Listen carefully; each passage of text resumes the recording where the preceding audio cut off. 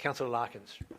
Yes, I'd like to move the motion as reported in the business paper, plus an additional point 5 that was brought up in the CEO's response and the briefing yesterday, which is about that the makes reference to any additional costs opening the Jamberoo pool earlier is considered as part of the quarterly budget adjustments as per the staff advice. And then I've got a seconder, so I'll begin my comment. Please do. Yep. So I'd like to thank the many families who've contacted me and wanting to have their pool opened due to the increase in heat. I'd also like to thank the council staff for their earlier consideration of this topic when residents started contacting council and councillors. The pool was established in 1960 after the community fundraised for it to be constructed. It received a federal grant several years ago for facility improvements, including the bathrooms. Many members of the community are very passionate about their local facilities, including this pool. The schedule for Jamberoo pool reopening has, for some time now, been set at the first weekend of December during summer. Jamberoo pool falls under the responsibility of the Kiama Leisure Centre arm of council, which is currently undertaking a service review.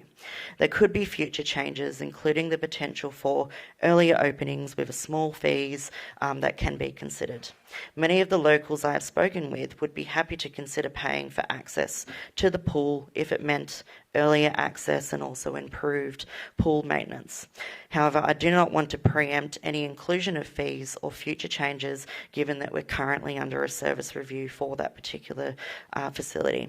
However, I do believe that right now, with the earlier hot and dry temperature, that it's important that on this occasion the pool should be opened as early as possible, and I'd like to encourage my colleagues to support this motion. Thank you. Councillor Drosma. Thank you, Mr Mayor. Yes, unfortunately we are seeing what we look like to be the hottest September on record we've just experienced. We're having a very hot October as well, and unfortunately there is a great need for having the use of our facilities out at Jamberoo as a result. I note that we will have to evict some current residents from the pool if this goes ahead. There are several ducks that are currently enjoying it, and I doubt that there will be much dissent, but I encourage the staff to go in with some protective gear, and I think it's a small cost to pay for delivering a service that's there ready to be used, and I think everyone would be very thankful if as part of our service review we look at the change of the seasons, the change of Australian weather, and the viability of having it open sooner in future as well. Thank you. Are there any other speakers on this? Do you wish any right of reply? No?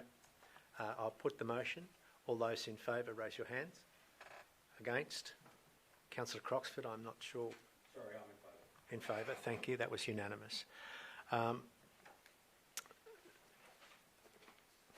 We now call for questions for future meetings, and we'll start with you, Councillor Croxford. Do you have any questions? Councillor Steele, Councillor Brown. Could Council provide an update on the progress on the dilapidation report of Blue Haven Terralong, along with any update on the profit and loss statement of Blue Haven Terralong, which incorporates depreciation? Thank you. Councillor Keast. My questions are, can Council provide a report on how many of our current investments meet Objective 4 of the investment policy? What investments that Council currently invest in are deemed or apply sustainability or ethical filters? What actions Council will take to address the recommendations outlined